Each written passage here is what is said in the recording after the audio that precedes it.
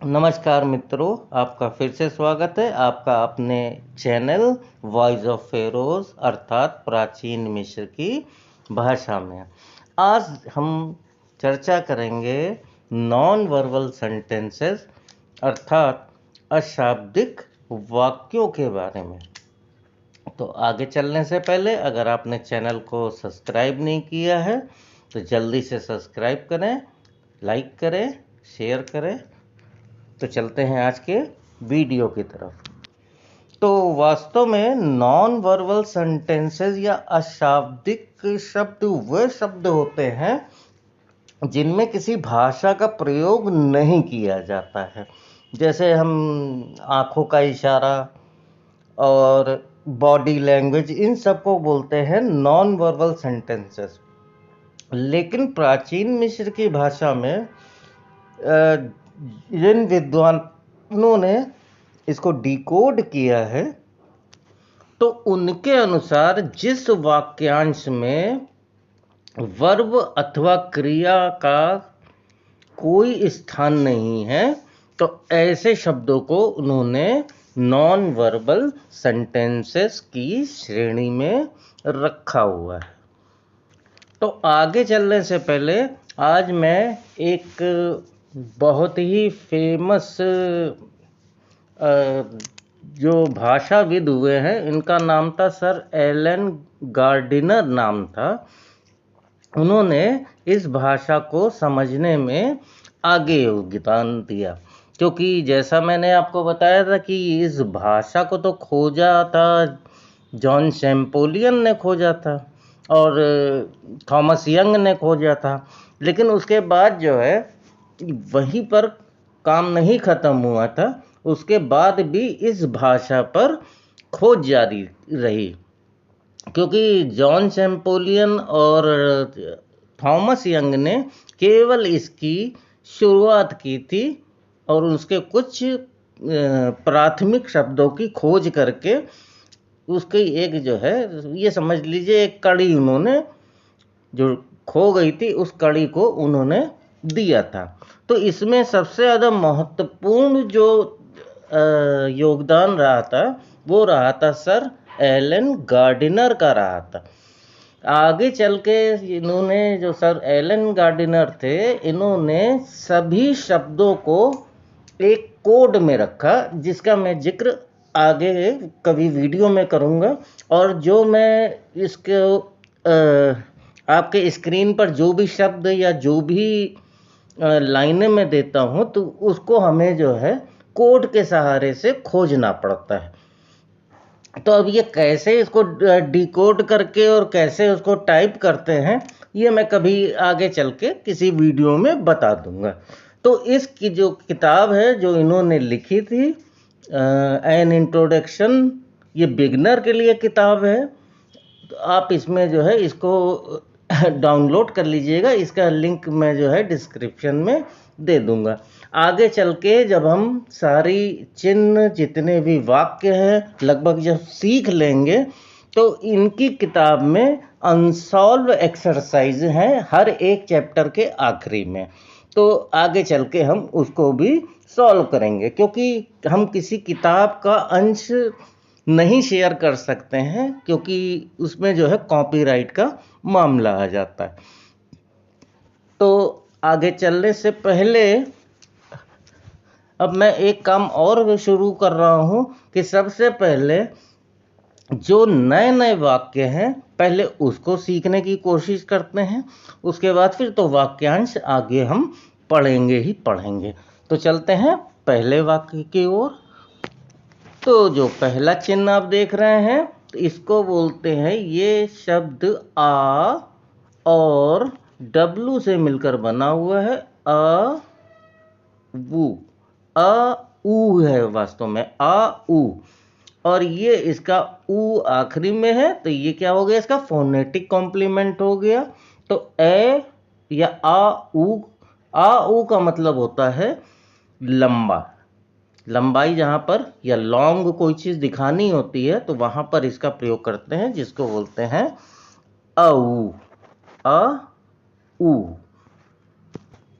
अगला जो शब्द है या जो चिन्ह है, देखिएगा, पहला अक्षर W, दूसरा अक्षर S या स, और ये बनेगा ख बनेगा। तो उसको कहेंगे उशख।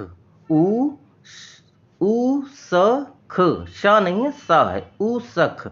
उशख का अर्थ होता है चौड़ा या वाइड।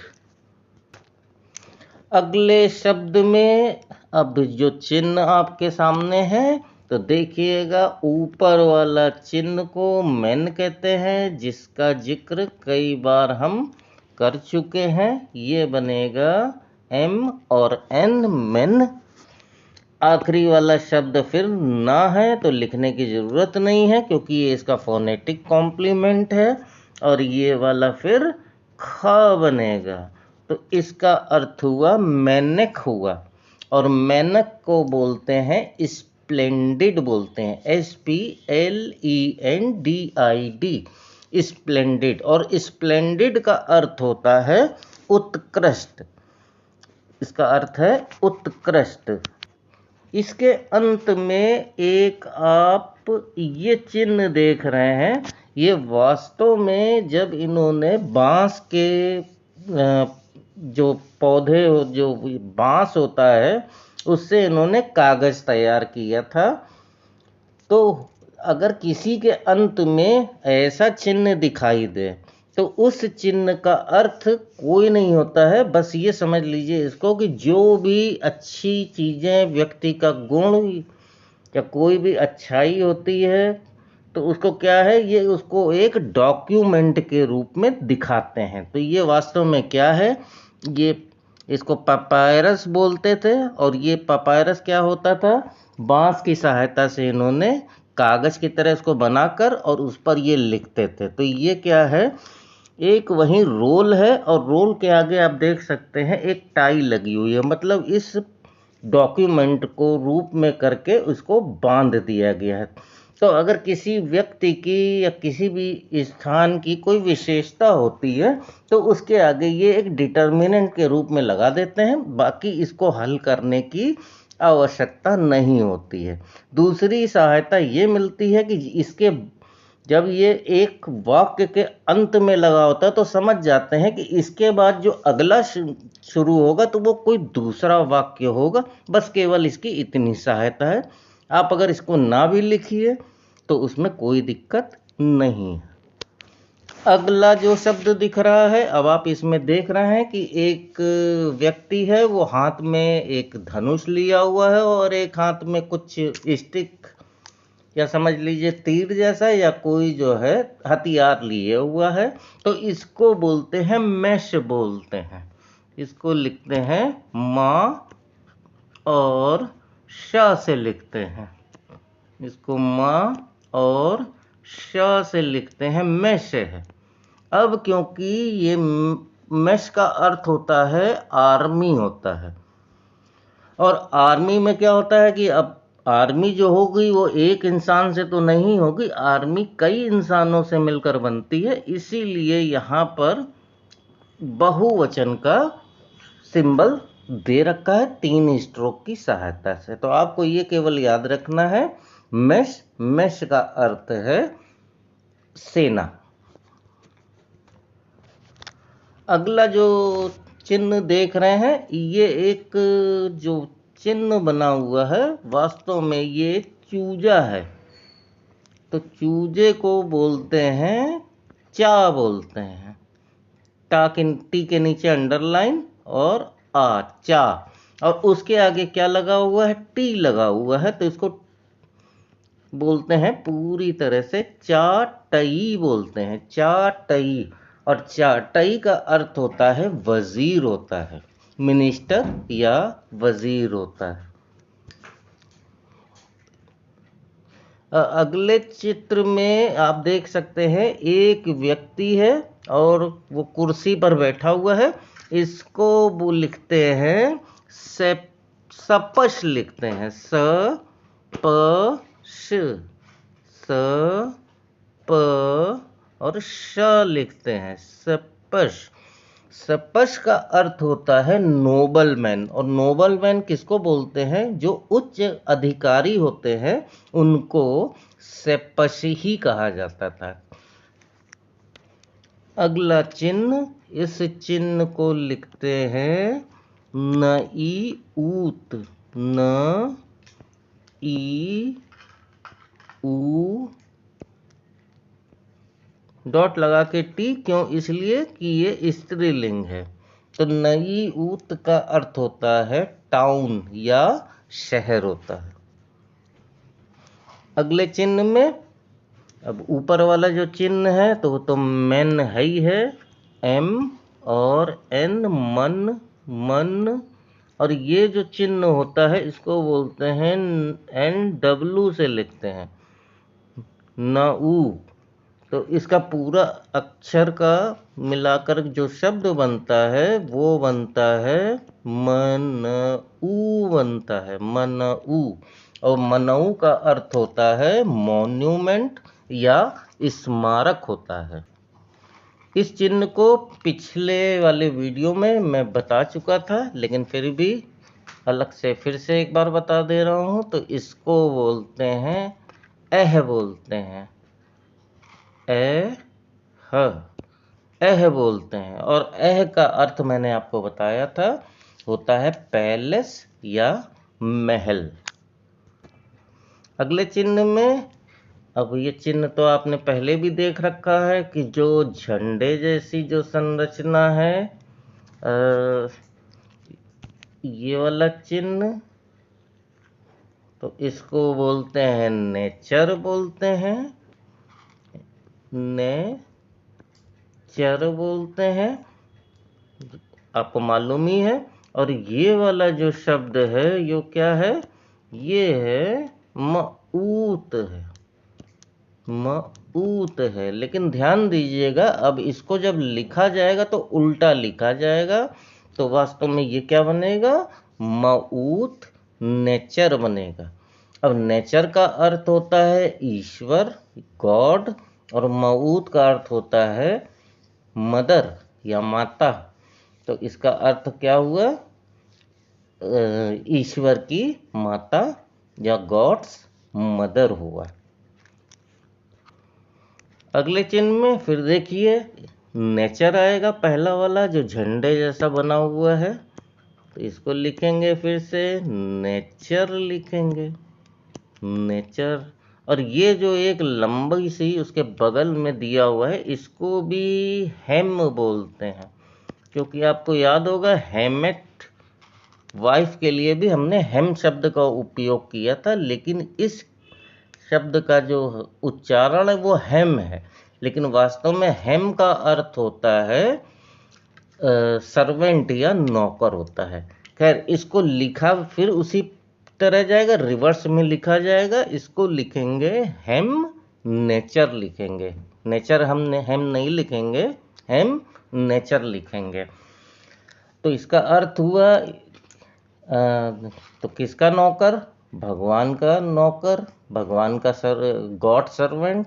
तो गॉड सर्वेंट किसको कहते हैं? पुजारी को कहते हैं। तो प्राचीन मिस्र में मैंने बताया था कि पुजारियों का विशेष महत्व होता था। पहले राजा होता था, उसके नीचे की जो पोस्ट होती थी, तो वो वजीर की जितनी पावर होती थी उतनी ही पावर पुजारियों की भी होती थी। तो इनको कहते थे प्रीस्ट कहते थे। तो हेम नेचर का मतलब हुआ प्रीस्ट हुआ। अब अगले चिन्ह में फिर वही हेम आ रहा है, और हेम के साथ में एक व्यक्ति को दिखाया जा रहा है। तो हेम का अर्थ यहाँ पर सीधे सीधे हो गया सर्वेंट या दास हो गया, लेकिन कैसा? पुरुष। जो दास पुरुष होते थे उनको कहते थे हेम कहेंगे। अब इस चित्र में देखिए, फिर हेम के साथ में फिर टी जुड़ गया, तो क्या हो गया? हेमेट हो गया। और हेमेट का अर्थ होगा, अब हेम का अर्थ क्या था? दास था। तो हेमेट का अर्थ क्या होगा? दासी होगा या वुमन, जो वुमन सर्वेंट होगा। अब अगले चित्र में देखिए, फिर वही हेम का निशान है, हेम है, और हेम के साथ में क्या है, एक सिंगल स्ट्रोक दे दिया है। तो यहाँ पर जो हेम का अर्थ होगा वो होगा मैजेस्टी होगा, और मैजेस्टी किसको बोलते हैं, महाराज को ही बोलते हैं, किसी राजा को बोलते हैं। तो यहाँ पर ध्यान दीजिएगा, हेम के साथ में अगर एक स्ट्रोक होगा तो उसको कहेंगे मैजेस्टी कहेंगे। ये जो पौधे जैसी जो संरचना है इसको हम कहते हैं नसऊ कहते हैं। ये वाला जो चिन्ह है ये क्या बनेगा, नसऊ बनेगा। तो लिखते हैं इसको नसऊ लिखेंगे। और ये क्या है, ये सा है या जा है, जो शुरू से बताते आ रहे हैं। तो लिखेंगे, पढ़ेंगे इसको नसऊ सा, लेकिन लिखेंगे सा नसू लिखेंगे, सा नसू लिखेंगे, नसऊ नहीं, नसऊ निकल जाता मुंह से, नसू होगा। मैं बता चुका हूँ आपको पहले। तो सा का अर्थ होता है बेटा, पुत्र, और नसू का अर्थ होता है राजा। तो राजा के बेटे को क्या कहेंगे, प्रिंस कहेंगे, राजकुमार कहेंगे। फिर अगले चिन्ह में अब सा की जगह क्या हो गया है, 60 हो गया है। और 60 का अर्थ आपको मालूम ही है, 60 का अर्थ होता है पुत्री, डॉटर, लेकिन किसकी, राजा की, नसू की। तो फिर इसका अर्थ, इसको फिर लिखेंगे 60 नसू, और क्या कहेंगे इसको, राजा की बेटी, या राजा की बेटी को सीधे सीधे क्या कहेंगे, प्रिंसेस कहा जाएगा इनको। अगले चिन्ह में फिर वही पहला चिन्ह नसू अथवा राजा का है, और दूसरा जो चिन्ह है उसके जो आपको दाएं तरफ दिख रहा है इसको लिखते हैं डी के नीचे अंडरलाइन। तो फिर मैंने बताया था जब डी के नीचे अंडरलाइन होती है तो क्या लिखते हैं, डज लिखते हैं। तो इसका अर्थ हो गया ऊ ड ज, और इसका अर्थ होता है आज्ञा, और आज्ञा को कहते हैं राज आज्ञा हो गया इसका मतलब। तो उसको बोलते हैं डिक्री ऑफ द किंग, या इसको बोलेंगे रॉयल एडिक्ट बोलेंगे, डिक्री ऑफ द किंग, सीधे सीधे राजा की आज्ञा या राज आज्ञा। फिर अगले चिन्ह में क्या दिख रहा है, तो दोनों चिन्ह आप अच्छी तरह से पहचानते हैं। तो पहला चिन्ह नसू हो गया, NSW नसू हो गया, और दूसरा चिन्ह हो गया पैर। तो इसको देखने में लगेगा कि क्या लिखा हुआ है, नसू पैर। पैर का अर्थ होता है घर, नसू का अर्थ होता है राजा। तो लिखेंगे इसको पैर नसू लिखेंगे। और राजा का घर क्या होता है, पैलेस होता है, महल होता है। तो इसका अर्थ हुआ महल या पैलेस हुआ। अब अगले चिन्ह में फिर वही नसू पहला शब्द हुआ, NSW नसू हुआ। और फिर अब अगला जो है मैं बता चुका हूँ, ये बनेगा हेम बनेगा, और ये टी बनेगा। तो क्या बना, ये हेमेट बना। और हेमेट का अर्थ होता है वाइफ या पत्नी। तो किसकी पत्नी, राजा की पत्नी। तो इसको लिखा जाएगा हेमेट नसू। और राजा की पत्नी को क्या कहते हैं, क्वीन कहते हैं। तो सीधे सीधे इसको वाइफ ऑफ किंग या वाइफ ऑफ फेरो कहेंगे, और इसका सीधा अर्थ होगा क्वीन होगा। अगले शब्द में जो पहला है, अब इसको नसऊ नहीं लिखेंगे, इसको लिखेंगे न, N और S, नस। अब ये क्या बनेगा, इसको चाहे हम आई से लिखें चाहे वाई से लिखें, पहले ही बता चुके हैं। और उसके बाद में क्या है, टी है। तो इसका अर्थ, इसको बोलेंगे नस ईट, नस ईट, नस ईट। और अंत में एक सांप को दिखाया गया है। तो वास्तव में ये जो सांप होता था, ये भी देवी और देवताओं के सीरीज में या उसी के एक बराबर रखा जाता था। इनकी भी पूजा की जाती थी। तो वास्तव में ये नाग नहीं, ये नागिन को दिखाया गया है। तो और आखिरी में यहाँ पर क्या लगा हुआ है, आखिरी में आप देख सकते हो टी लगा हुआ है। तो नसईत का अर्थ नसू का उल्टा होगा। तो राजा का उल्टा रानी होगी, तो नसईत का अर्थ होगा क्वीन होगा। अगले चिन्ह में तो ये दोनों चिन्ह आपको पता ही है।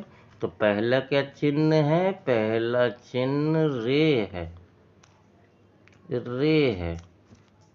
और उसके बाद में क्या है, घर है। तो इसको बोलेंगे पैर बोलेंगे, लेकिन फिर इसको उल्टा ही लिखेंगे। तो इसका अर्थ होगा,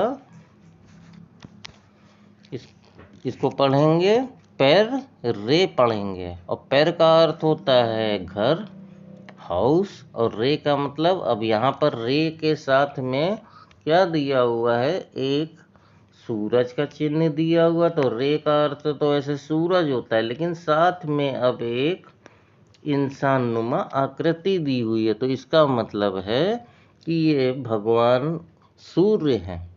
इनको क्या बोलेंगे, गॉड रे बोलेंगे। अब गॉड रे का घर कहाँ होगा, तो भगवान का घर कहाँ होता है, मंदिर में होता है।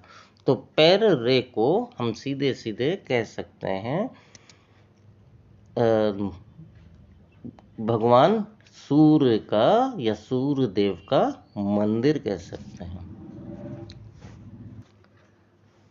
इस चिन्ह में फिर देखेंगे पहला शब्द नेचर बनेगा। नेचर का अर्थ हुआ ईश्वर। अब ये जो नया शब्द है, इसको लिखा जाता है, हेटअप लिखा जाता है, हेटअप। और हेटअप का अर्थ होता है ऑफरिंग। ऑफरिंग का मतलब वरदान। क्योंकि आखिरी में टी और पी रिपीट हो रहा है, तो फिर ये क्या हो गया, इसका फोनेटिक कॉम्प्लीमेंट हो गया। इसको लिखने की ज़रूरत नहीं है।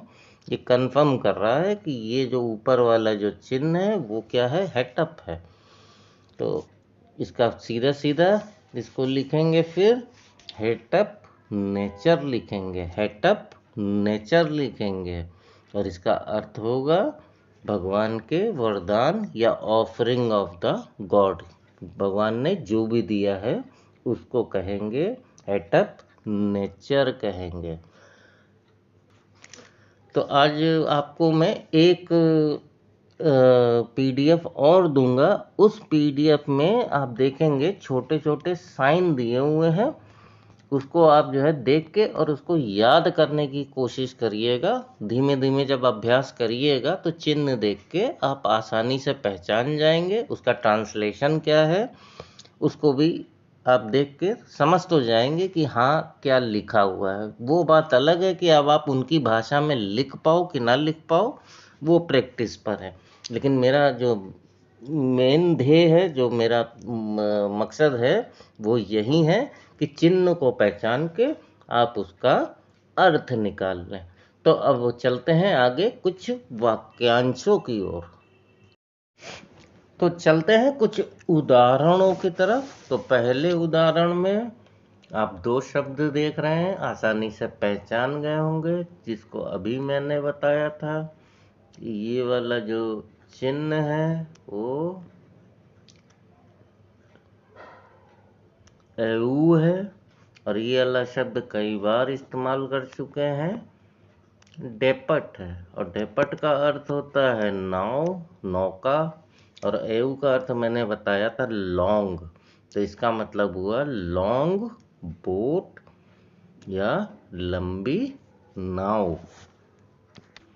अगले उदाहरण में मैंने पिछले वीडियो में बताया था कि ये जो चिन्ह होता है, ये चिन्ह शेष कहलाता है। और उसके साथ में बैठा हुआ एक व्यक्ति है। तो वास्तव में ये होता है स्क्राइब। स्क्राइब जो लिखने का काम करता है, लेखन का कार्य करता था अपने समय में, उसको बोलते थे सश बोलते थे। सा और शा से मिलकर बना हुआ है सश। सश, लेकिन यहाँ पर सश क्या है, बहुवचन है, क्योंकि नीचे आप देख रहे हैं इस पर 3 स्ट्रोक है। तो इसको लिखेंगे डॉट लगा के, ऊ और लगा देंगे, डब्लू और लगा देंगे। तो इसका मतलब हो गया स्क्राइब नहीं है, स्क्राइब्स है, कई लेखक हैं। और इसके पहले वाले चिन्ह में अब देखिएगा, ये शायद आपके लिए नया चिन्ह हो। तो इसका पहला शब्द ई, आई बनेगा, क्यू का बनेगा, और रा बनेगा। तो इसको कहेंगे इकर, कहेंगे इकर। और इकर का अर्थ होता है एक्सीलेंट या उत्कृष्ट। तो उसका पूरे का अर्थ हो गया, हिंदी में कहेंगे लेखक, लेकिन लेखक कई हैं, तो कई लेखक क्या हैं, उत्कृष्ट है। और अंग्रेजी में इसको कहेंगे स्क्राइब्स, एक्सीलेंट स्क्राइब्स कहेंगे, एक्सीलेंट स्क्राइब्स। अगले उदाहरण में मैंने जैसा अभी आपको बताया था, ये शब्द बना था नसईट, बना था नसईट बना था। और नसईट का अर्थ मैंने आपको बताया था क्वीन या रानी। अब क्योंकि नसईट के अंत में टी है जो स्त्रीलिंग को दिखा रहा है, और इस शब्द का मतलब भी जिक्र कर चुके हैं, नेफर है। नेफर का अर्थ होता है सुंदर, लेकिन अब क्योंकि यहाँ पर भी टी लगा हुआ है, तो आखिरी में जैसा एडजेक्टिव में मैंने बताया था, तो उसको भी टी लगाएंगे। तो इसका अर्थ होगा नेफरेट होगा। तो इसका दो का अर्थ हुआ खूबसूरत रानी, सुंदर रानी, ब्यूटीफुल क्वीन हुआ। लेकिन अब यहाँ पर एक नया शब्द आ रहा है, इसको मैं आपको बताता हूँ।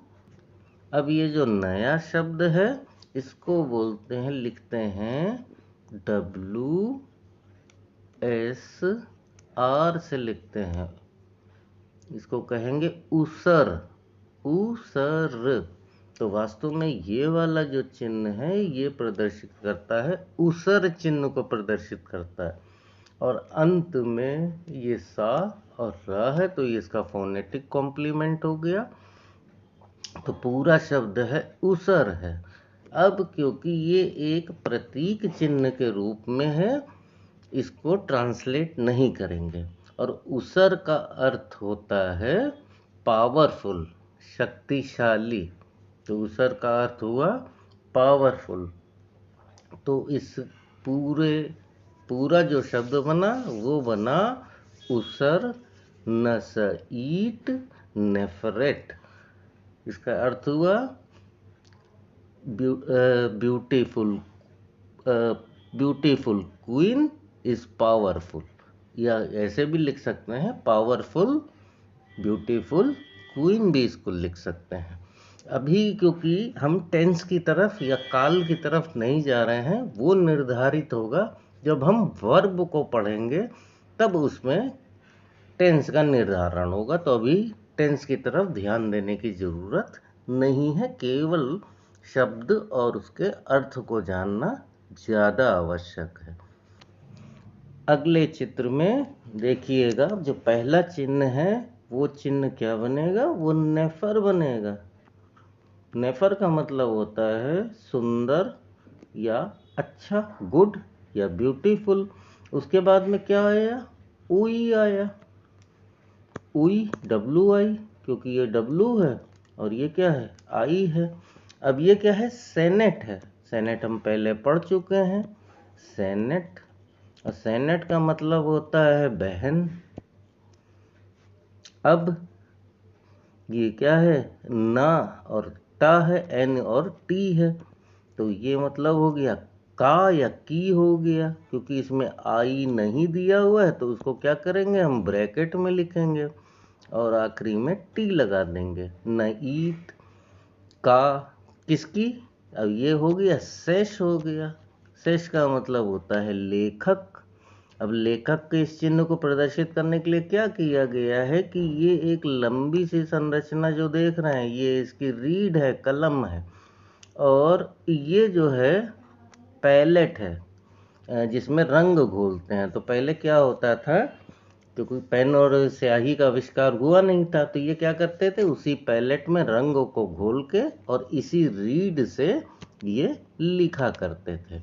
खैर, अब तो इतना का तो मतलब समझ में आ गया कि नेफर का अर्थ है गुड या ब्यूटीफुल, सेनेट का अर्थ है बहन, ऑफ की किसकी, स्क्राइब या लेखक की। अब बुई क्या होगा, बुई बनेगा एक्सक्लेमेटरी बनेगा।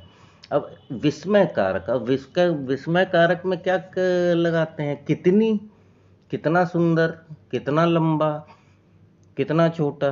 तो वही का मतलब होता है हाउ। तो अंग्रेजी में इसको जब ट्रांसलेट करेंगे तब लिखेंगे how beautiful is scribes sister, या how good is the scribe sister. Hindi में इसको कहेंगे स्क्राइब या लेखक की बहन कितनी सुंदर है या कितनी अच्छी है। अब अगले चित्र में आपको पहले शब्द के बारे में बता ही दिया था कि ये क्या है, मेनक है। मेनक का अर्थ होता है स्प्लेंडेड, उत्कृष्ट। अब ये फिर आ गया, वुई आ गया, वुई।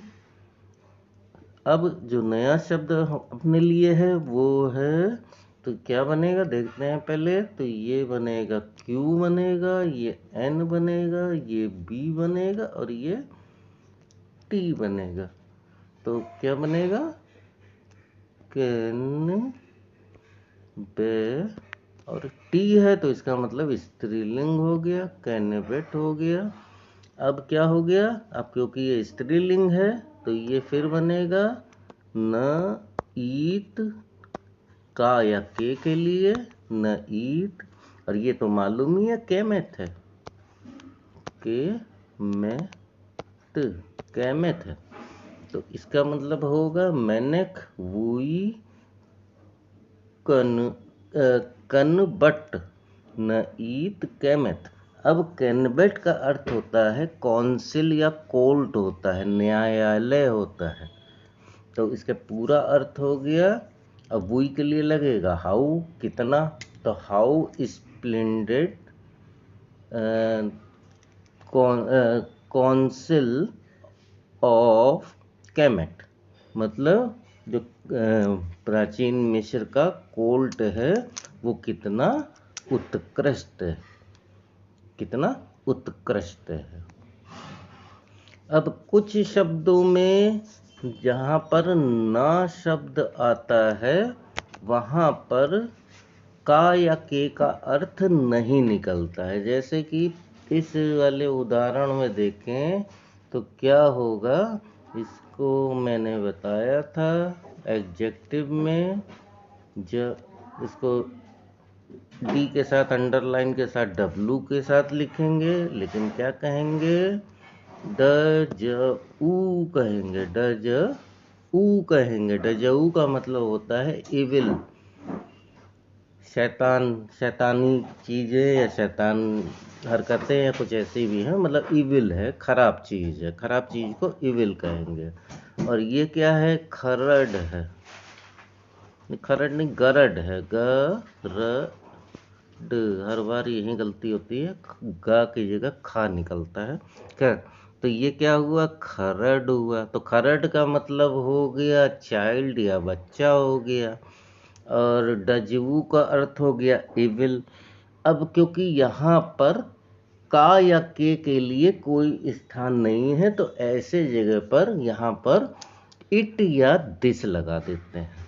तो इसको कह सकते हैं it is evil for the child, it is evil for the child.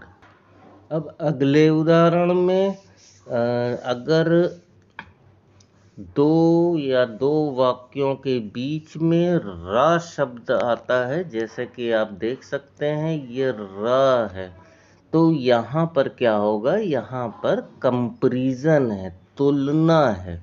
तो अब जैसे इस उदाहरण में देख चुके थे कि पहला शब्द क्या बनेगा, उशर बनेगा, उशर बनेगा। उशर का मतलब होता है पावरफुल, शक्तिशाली। अब जो दूसरा ये वाला चिन्ह है, ये चिन्ह बनेगा मैश बनेगा, जैसा अभी बताया है। तो मैश का मतलब होता है आर्मी, सेना।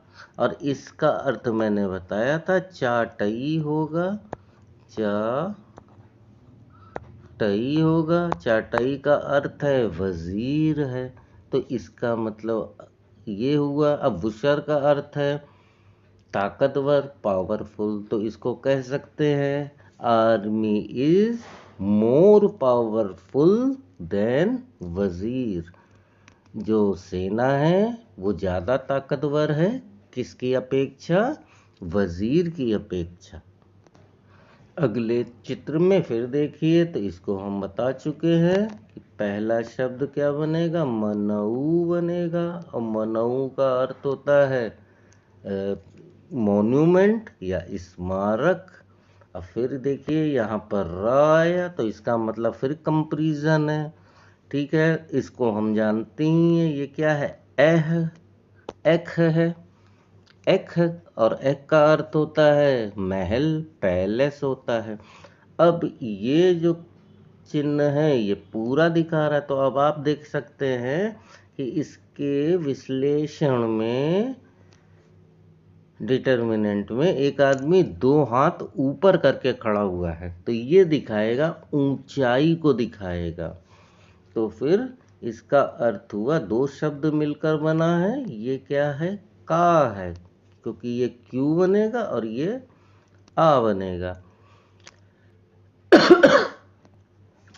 तो का मतलब होता है टॉल, तो इसका मतलब क्या हुआ, monument is more taller than palace. इसका हिंदी में अर्थ हुआ कि जो स्मारक है वो महल से ज़्यादा ऊंचा है। अगले चित्र में अब फिर देखिए, आपको अभी बताया था, तो ये क्या बनेगा, ये बनेगा नेचर बनेगा, नेचर। और फिर उसके आगे ये वाला जो शब्द है ये बनेगा हेमेट बनेगा, हेमेट। अब आपको मैंने बताया था कि नेचर हेमेट या नेचर हेम का मतलब होता है पुजारी, तो नेचर हेमेट का अर्थ हो गया पुजारिन, स्त्रीलिंग हो गया। तो आगे क्या है, अब इसको कई बार हम देख चुके हैं, कनईट है ये, कन, इसको लिखते हैं कनई, लिखते हैं कनई। लेकिन अब क्योंकि इसमें टी जुड़ा हुआ है तो क्या करेंगे, स्त्रीलिंग है तो ये भी कनईट होगा। तो इस दो का अर्थ हुआ ब्रेव, प्रीस्टेस, बहादुर, पुजारिन। अब क्योंकि फिर इसके बाद में क्या लगा हुआ है, र लगा हुआ है, आर लगा हुआ है, तो कंपेयर किससे किया है, कंपेयर किया है सा से किया है। सा, ये केवल सा बनेगा। सा का अर्थ होता है मैन या आदमी, और उसके बाद में क्या है, फिर उशर आ गया। अब उशर का अर्थ होता है स्ट्रॉन्ग, पावरफुल, तो इसका अर्थ क्या हो गया कि priestess is braver than strong man. जो पुजारिन है वो ज़्यादा बहादुर है, किससे, एक ताकतवर या एक स्ट्रॉन्ग आदमी की अपेक्षा ज़्यादा वो बहादुर है। तो इसके साथ ही आज का एपिसोड यहीं पर ख़त्म होता है। मिलते हैं अगले एपिसोड में।